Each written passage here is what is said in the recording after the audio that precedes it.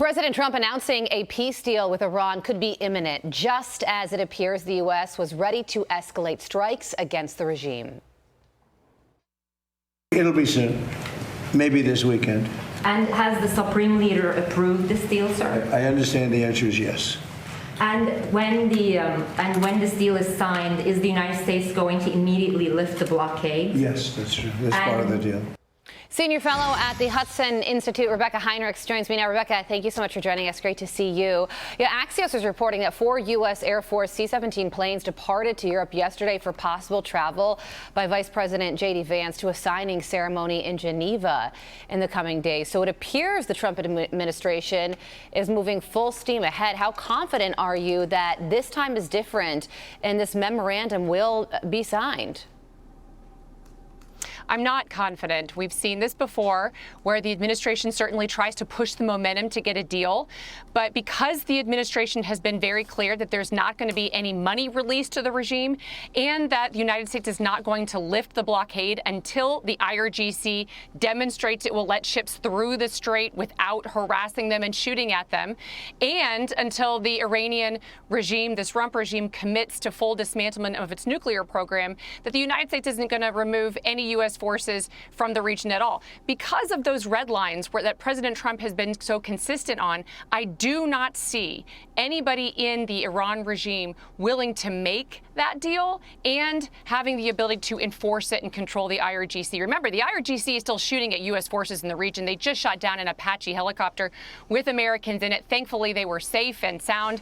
We were able to rescue them without harm. But I am not confident that this deal is going to happen. And if there is a deal, I don't think it's going to be worth the paper it's on. Well, Reuters is reporting that Iran is saying no final decision has been made yet. According to Iran's foreign military spokesperson, here's the quote: Iran has not yet made a final decision on a possible agreement with the U.S. and will not compromise on its red lines. However, the president was asked yesterday the reason diplomatic progress has been made, and he says it's because the United States told Iran exactly how they would strike if that strike were to take place yesterday.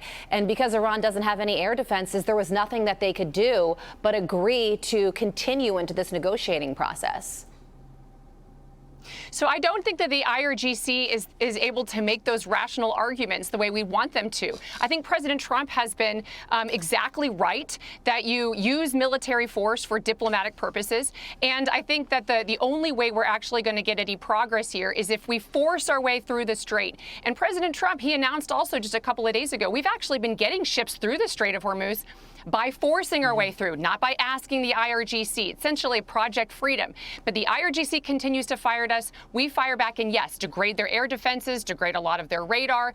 But from my perspective, that's the way forward. We just keep doing what we've been doing and potentially bring in more allies to help us do it. But I do not see a deal in which we are actually asking the IRGC to permit us through. I think we have to continue doing what we've been doing and force our way through to get oil flowing through the strait. Rebeccah, also the president has made it clear that he is not happy with several NATO nations for failing to help when the war began.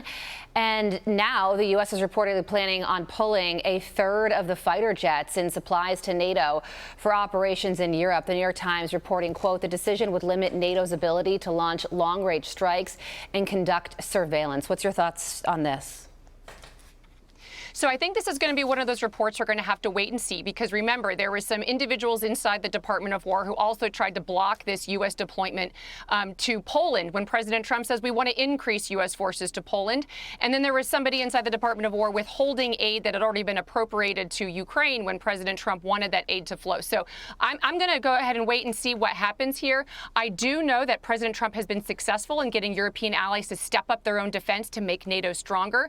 Ukraine is winning on the battlefield right now, and when that happens, we should expect Russia to begin making threats again against NATO. So now is not the time to be withdrawing U.S. forces or doing anything dramatic until we see the Europeans demonstrate that they have those capabilities. We want NATO to be strong. That's the way to deter war so that we can get back to peace and stabilize Europe, not just Europe, but also the Middle East. Senior fellow at the Hudson Institute, Rebeccah Heinrichs, we thank you for your time and for joining us, as always. Be sure to like and subscribe for all the Fox News latest on YouTube and catch full shows streaming now on Fox One.